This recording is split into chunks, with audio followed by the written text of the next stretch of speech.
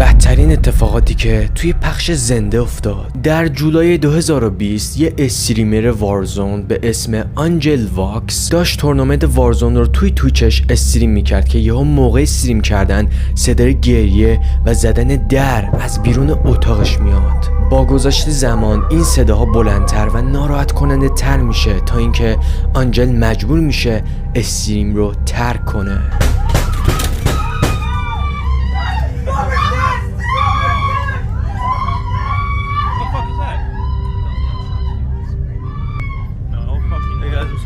My brother just died. I have to go.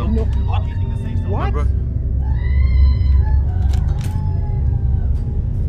در ادامه آنجل توی اکانت توییترش توضیح میده که برادرش به خاطر مصرف زیاد مواد اووردوز کرده و آنجل مجبور شد برای پرداخت هزینه‌های مراسم برادرش سیستم خودش رو بفروشه.